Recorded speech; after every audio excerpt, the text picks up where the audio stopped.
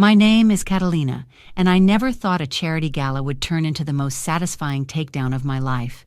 But when someone disrespects the memory of real heroes, especially my late father, I don't just walk away. It started at the Veterans Relief Foundation fundraiser. I was wearing my father's Bronze Star pin on my dress, a small tribute to the man who actually earned his medals in combat. That's when I met Vanessa Carmichael. "Oh, that's cute," she said, eyeing my pin with a condescending smile. "Is that real or just costume jewelry?" I felt my jaw tighten. It was my father's. He served 2 tours in Afghanistan. "Was?" she asked, her tone dripping with false sympathy. "He passed away 3 years ago," I replied, trying to keep my voice steady. "I'm so sorry," Vanessa said, though her eyes were already scanning the room.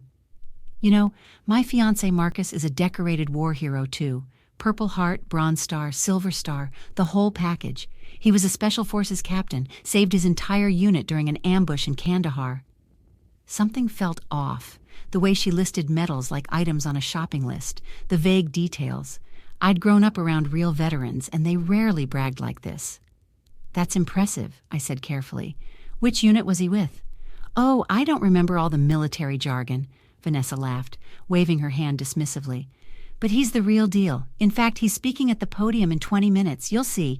He's so humble about it, but everyone should know what true heroism looks like." "How long was he deployed?" I pressed. "Oh, multiple tours," she said vaguely. "He doesn't like talking about it much. Too traumatic, you know. But the medals speak for themselves." She gestured across the room where a man in a crisp dress uniform stood talking to the event organizers.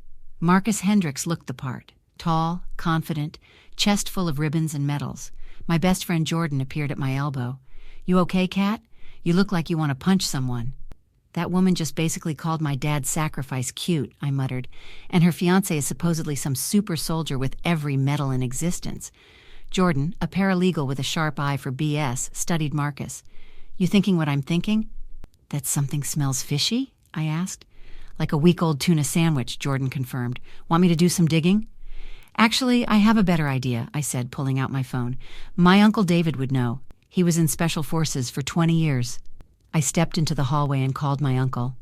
"Uncle David, I need you to check someone out," I said. "Claims he was a Special Forces captain. Marcus Hendricks. Says he has a Purple Heart, Bronze Star, and Silver Star from service in Kandahar." There was a pause. "Catalina, those are 3 of the highest military honors. That's a very specific claim. Give me an hour. I have access to the database. If he's legit, his records will show it. If not, we'll know that too." "Thanks, Uncle David. This feels wrong, and you taught me to trust my instincts." "Your father would have done the same thing," he replied. "Stolen valor is an insult to everyone who truly served." 45 minutes later, Marcus took the stage.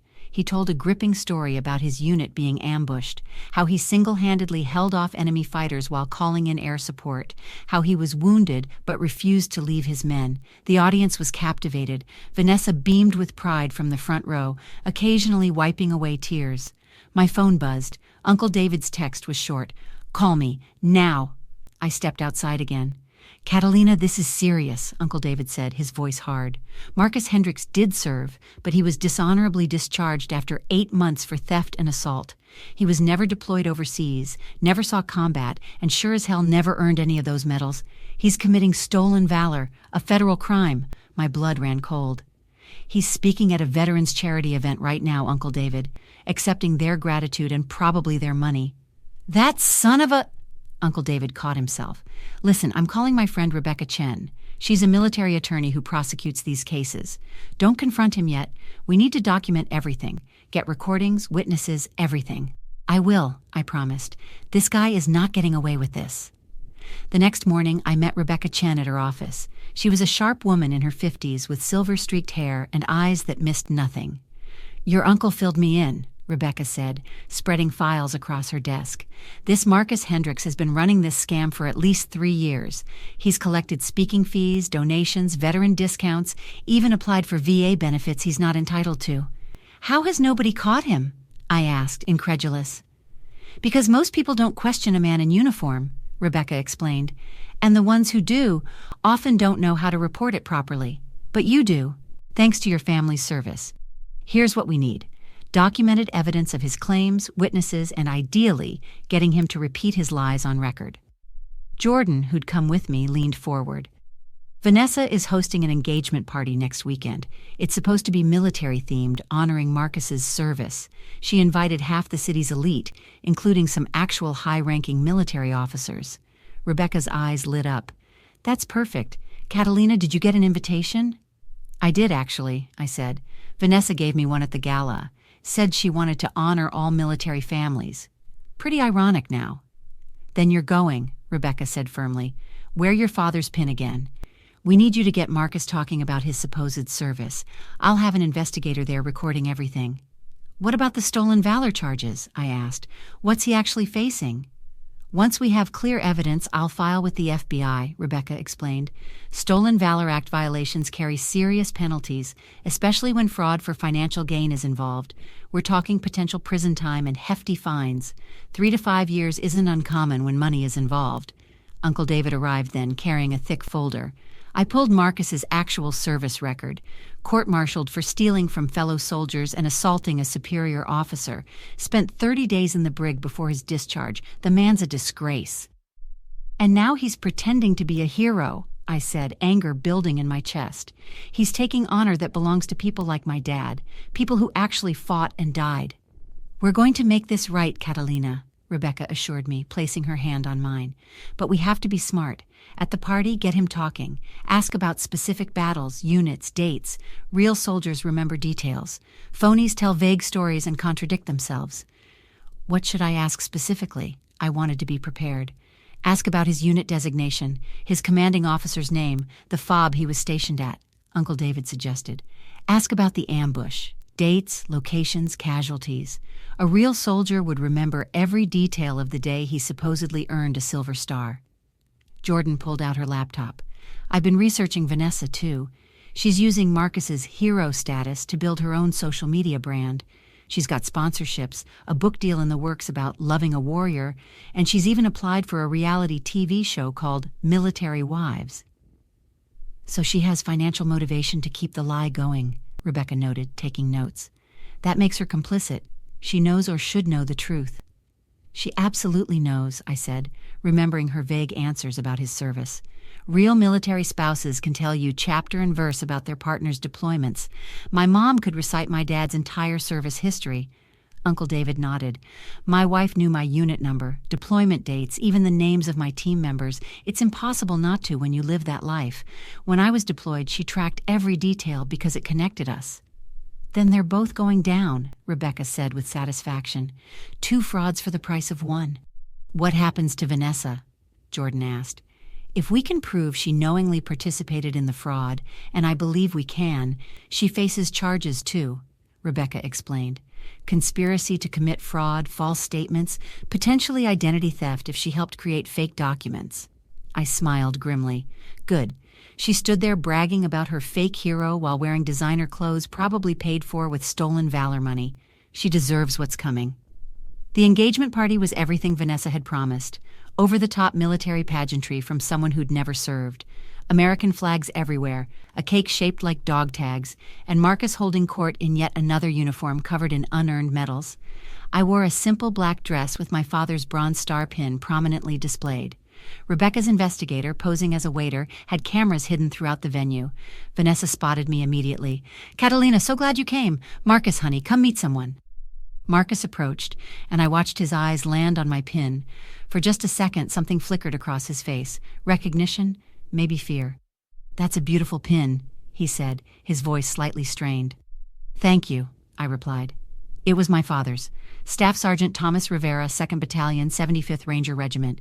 He earned it during Operation Enduring Freedom in 2011. Marcus's face went pale. Real soldiers recognize real units. I served with some Rangers, he stammered. Really? I asked innocently. What unit were you with again? Vanessa mentioned Special Forces.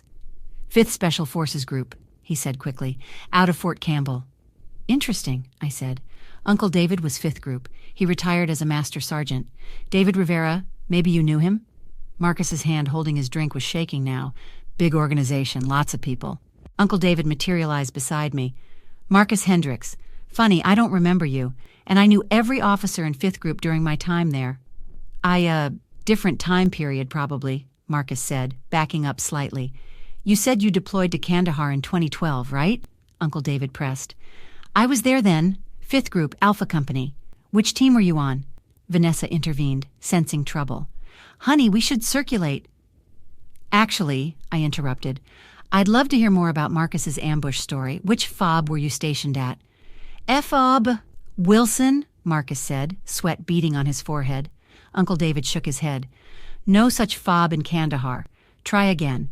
I meant FOB Wolverine. Also doesn't exist, Uncle David said coldly. But you know what does exist? Your actual service record. 8 months at Fort Benning before your dishonorable discharge for theft and assault. Several party guests had stopped to listen. Vanessa's face went from confused to horrified. That's not true, she insisted. Marcus, tell them. But Marcus was staring at my pin like it was a grenade. Where did you get that? I told you, I said firmly. My father earned it in combat, real combat, which you've never seen. You're lying, Vanessa shrieked. My fiancé is a hero. Rebecca Chen stepped forward, showing her credentials. I'm attorney Rebecca Chen, U.S. Military Justice Division. Marcus Hendricks, you're under investigation for violations of the Stolen Valor Act, fraud, and theft of government benefits. 2 FBI agents entered through the front door. Marcus turned to run but found Uncle David blocking his path. It's over, Marcus, I said. Every lie, every medal, every speech, it's all documented. You don't get to steal honor from people who actually bled for it. Vanessa, I can explain, Marcus started. Explain? She screamed. Have you been lying this whole time? Baby, I needed the respect, Marcus pleaded. I needed people to look at me like I mattered. By pretending to be something you're not? Vanessa was crying now. I built my entire brand around you. The book deal, the sponsorships, the TV show, it's all based on your service.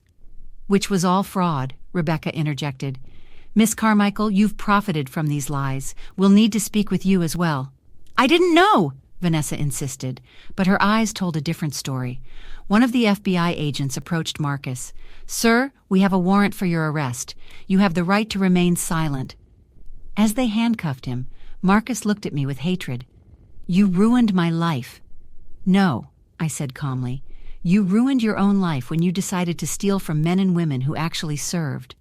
6 months later, I sat in the courthouse watching Marcus Hendricks get sentenced to 3 years in federal prison, plus fines totaling $250,000. He'd pleaded guilty to stolen valor, benefits fraud, and making false statements to federal investigators. Rebecca sat beside me. He'll also have to repay every dollar he received from veterans' charities, speaking fees, and fraudulent VA benefits. His dishonorable discharge is now public record. What about Vanessa? I asked. She lost everything, Rebecca reported. The book deal was canceled, sponsorships pulled out, and she's facing her own fraud charges. She helped him create fake documents. She's looking at 2 years minimum. Jordan showed me her phone. Vanessa's social media accounts had been deleted, and news articles exposed the whole scheme. Uncle David joined us as we left the courthouse. Your dad would be proud, Catalina. You stood up for every soldier who actually earned their medals. It wasn't just about Dad, I said. It was about every veteran Marcus insulted with his lies, every family that lost someone real. Catalina, a voice called. A woman in an army uniform approached. I'm Captain Sarah Matthews. I wanted to thank you. My brother died in Afghanistan. Seeing stolen valor prosecuted, it matters to families like ours. We hugged, both understanding the unique pain of losing someone who actually served. That evening, I placed my father's Bronze Star pin back in its case. It had served its purpose, exposing a fraud and honoring real heroes.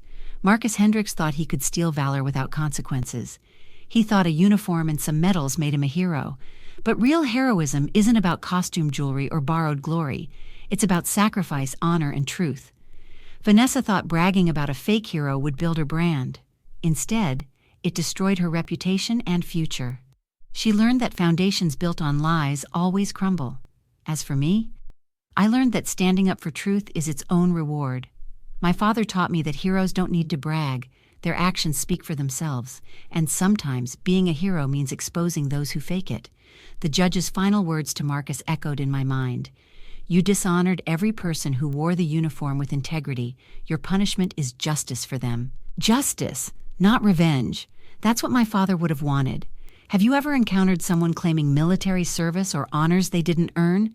What would you have done in my situation? Like and subscribe for more stories about people who refused to be victims and fought back the right way.